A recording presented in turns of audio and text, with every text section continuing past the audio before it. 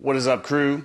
What I want to talk about today is one simple trick that you can use to get 100% buy-in on your offer or your pitch, however you're going to call it, before you even drop the investment or you drop the price, okay? So that's really, really important because once price is on the table, the conversation changes, right? So you want to really have the prospect 100% certain that this is the right thing and now is the right time before we even move on to our investment drop, okay? So this will help you do that. And it's also going to reveal to you one of the biggest, if not the biggest mistake I see people make when they're pitching their products or services. And in fact, like I have a guy really, really good at sales, probably doing like $250 a month right now. And he's one of my private clients that I train sales reps. And he is quite good. I've listened to a call about 2 weeks ago where he went through the entire discovery, nailed it, just absolutely killed it, and then missed the sale because he did this part wrong on the pitch, okay? So this is something you guys can literally use today. It's just one little shift you can literally use today that can make and break the sale for you. So I'm really excited to share it. So let me first tee this up by telling you kind of the biggest mistake. By the way, got a new Airbnb. I've been on the Airbnb game. So it's a pretty cool loft. Got I don't know if you guys can see the pool. No, not so much out there. It's pretty cool. But let me first start to tell you just what the biggest mistake is when people pitch. And that's a lot of people have good offers and good pitches, especially if you've been and you've gotten help through, like Andrew Milligan's probably one of the best people I know at creating really great offers and pitches. So if you've gotten help from somebody like him or, a good copywriter out there, you probably have something that's good. But a lot of times the delivery is so bad. And what people usually do is they do an anvil drop, okay? Matt Ryder calls this, we were doing a podcast the other day, he calls this cooking the pitch, or overcooking the pitch. I actually like his better, but I call it the anvil drop, all right? And what happens is like a lot of people, they'll be nailing the discovery, just crushing it, and then they'll transition, and then their pitch, like they were having a normal conversation with great cadence, great tempo, and then all of that goes out the window, and then when they start pitching, it's like they just lay everything on the prospect all at once, with basically giving them no time to breathe, okay? So they might have like their 3 to 4 phases or pillars or whatever, which is a great way to explain your product or service. And instead of like just creating dialogue out of the pitch, they go on a 5-minute tear of explaining everything front to back, nonstop, no tie downs, no breaks, no dialogue. And what happens is like if you ever sat through a presentation, like a PowerPoint presentation or something, maybe it was back when you were in college or at school, and it's like all of this information and complicated graphs, and by the end, you get to the end and you're like, oh, that's the feeling you're giving your prospects when you give them an anvil drop pitch, okay? And it doesn't necessarily mean you're over explaining the pitch. It could be, but it's more of like the way it's delivered to where you just lay it on them all at once. And you're like, at the very end, you're like, oh, does that make sense? What questions do you have? So when you do that, you will get so many, you can literally do everything right on the call, but you'll get a ton of think about it. And if you're somebody too to where, you get a lot of think about it and they come back and buy the next day, this could be why as well. So what should you do? I kind of alluded to it. You should really structure your pitch in a way that creates dialogue, okay? That is 100% key because then we're going to keep it very high level. We'll keep it in the limbic system of the brain, and it'll really position it to where by the time you get to the temperature check, they're going to be 100% bought in that this is the right thing, now is the right time, and it's really just money that we have to discuss. So to preface this, you should have like when you explain what you do, you should explain it through a process of 3 to 5 high-level outcomes of things you're going to get done, so very over benefit rich. But after you explain each part, like the first thing you might do with a client, well, I'll just explain the first thing we do with a client. So for our sales team build offers, where we help entrepreneurs get off the phone and be able to build and scale a sales team, the first thing I help them do is establish their sales systems, okay? Which is really making sure they have all the right foundations so they can successfully bring on a sales rep and that sales rep's put in a position to win.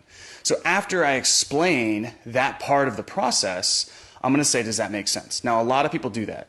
but you need to take it one step further and do a double tie down. Okay? And I like my second tie down to be one that helps create dialogue.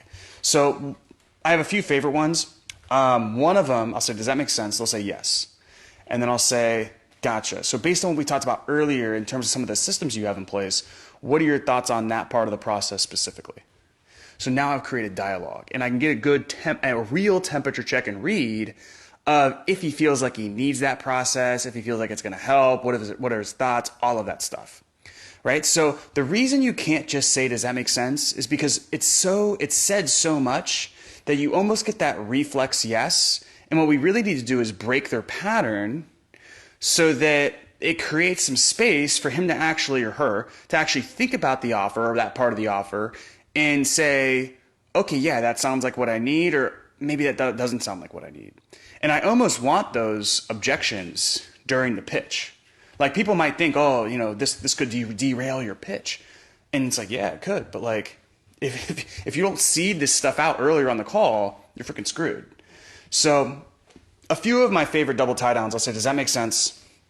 And then I'll say, based on what we talked about earlier about X, Y, and Z, what are your thoughts on that part of the process specifically? Another one I use, probably the second most often, is gotcha. And so what questions do you have on that part specifically? I don't say any questions on that. I know that's a weird thing, but it's a weird linguistic kind of hack there. But if you say any, and you can test this, guys, if you say any questions on that, they'll say no. If you say, what questions do you have on that specifically, they'll give you a question. And I want the questions. Or a lot of times when I say, what questions do you have on that, even if they really don't, it'll help create more dialogue. So in a book called Exactly What to Say is where I learned that. And it's something that's just like weird. You don't know why that works, but I've tested it and it does. So after each of your tie downs, do a double, okay? Now, if you have 4 pillars, I would only do this 2 to 3 times, okay? Because if you keep asking, like, what are your thoughts on that? What are your thoughts on that? It's going to kind of be weird, right? So don't do that every time and kind of mix and match and keep it up. I always say, after, does that make sense? At the very least, I'll say, any other questions or any questions you have on that, or do you want to move on to number 3? I know that kind of breaks my rule of the what questions, but if I'm trying to roll through that part quickly, I might do that, but I'll always get permission before moving on to the next part.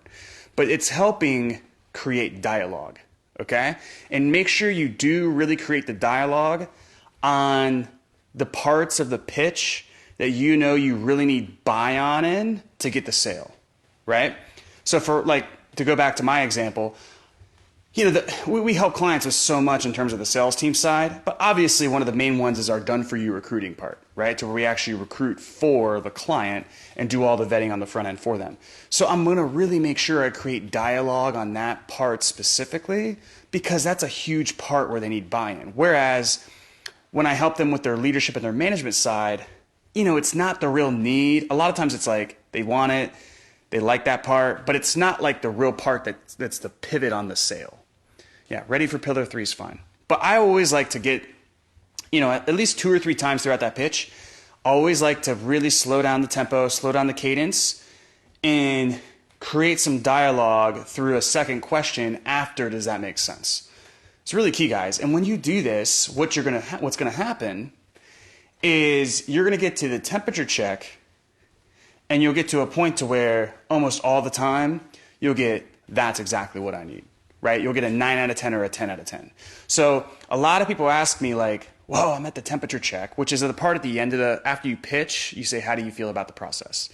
Or in terms of those, 3 things that we covered, do you feel like that's what you need to go from 210 pounds to 175 pounds and be able to stay there for the long term? So that temperature check part, I get a lot of questions of like, oh, well, what if they say they're a 5 out of 10? Or what if they say like, yeah, I'm not sure if it's what I need or not. And look, there's some recoveries we can do at that point. However, you kind of screwed up. You kind of blew it before. That's something you did earlier on the call that's resulting in a bad temp check there, right? So, and this is part of the reason why. So when you do this right, what I covered in this video, you're going to get to the point where your temperature checks almost every single time will be like lights out. And that makes closing so much easier, because if I can get to the close to where all I have to handle is finances, I'm going to close almost every time if they have the finances, you know? So hopefully that helps you guys. That's a mistake I saw with several, I mean, I'd say 80% of people I ever review their calls, they make that mistake. It's a really simple thing. A lot of you guys might be doing it. So if you are, kudos. But some of the simplest stuff, man, people just don't know about it. They don't think about it. They don't do. So I just wanted to share that with you guys in an effort to help out. So I don't think we have any questions here. I'll check real fast. What would really help me out, guys, is, you know, maybe in this video or just post it in the group or whatever content you guys want me to cover or make. You know, it's easier for me to answer your questions in the group through Facebook Live and other means than it is for me to like cook them up by myself, right? Because sometimes I just don't think about stuff that people need help with. Michael says, yeah, pitching is a bit of a challenge. I get to the part and I suddenly find myself rushing through it when it most counts. Yeah, a lot of that can be because you're nervous, you know?